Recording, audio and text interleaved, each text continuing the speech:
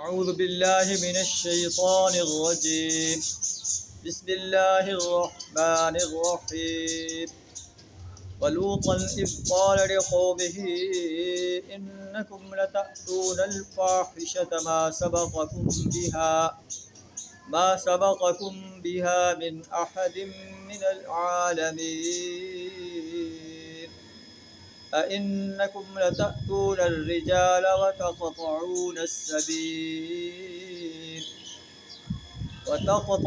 السبيل وتأتون في ناديكم المنكر.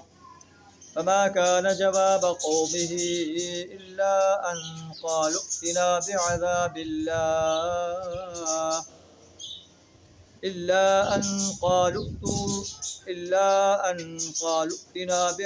الله إن كنت من الصادقين.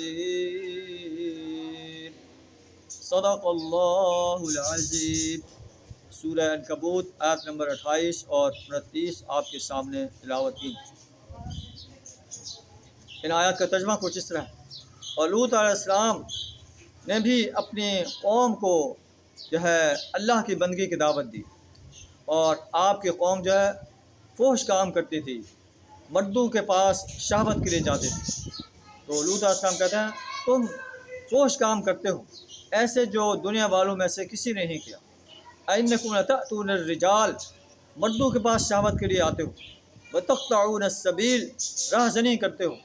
وَتَأْتُونَ فِي نَادِيكُمُ الْمُنكَرَ، اور کھلے عام جو ہے اپنے مجالس میں برے کام کرتے ہو.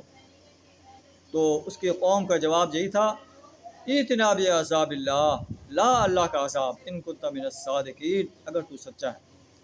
تو لوط علیہ السلام نے اللہ سے دعا کی رب انصرنی علی القوم المفسدین، اے میرے رب مفسد قوم پر میری مدد فرما. اللہ فرماتا ہے فلما جاء امرنا جعلنا عالیہا سافلہا، جب ہمارا حکم آیا، ہمارا عذاب آیا، تو ہم نے زمین کو تلپٹ کر کے رکھ دیا. وامطرنا علیہا حجارۃ من سجیل، اور ان پر پتھروں کی بارش برسا کر انہیں صفحہ ہستی سے مٹا کر رکھ دیا گیا. قریش مکہ کو، اور قرآن چونکہ آفاقی کتاب ہے، ہر اس قوم کو، ہر اس گروہ کو جو ہے وارننگ دی جا رہی ہے کہ جو بھی میرے آرڈرز کی تکذیب کرے گا اللہ انہیں صفحہ ہستی سے مٹا کر رکھ دے گا. اہل ایمان کو تسلی دی جا رہی ہے کہ تم اس وقت جو تکالیف سے دوچار ہو، یہ چند روزہ تکالیف ہیں. اللہ نے پہلے بھی اپنے انبیاء کی اور ان کے ساتھ جو اہل ایمان کی ہے ان کی مدد کی ہے. اللہ تمہاری بھی مدد کرے گا. تمہیں جو ہے صبر و استقامت کے ساتھ دین کی دعوت جو ہے انسانیت کے سامنے پیش کرتے چلے جانا چاہیے. اللہ کی مدد تمہارے شامل حال ہو.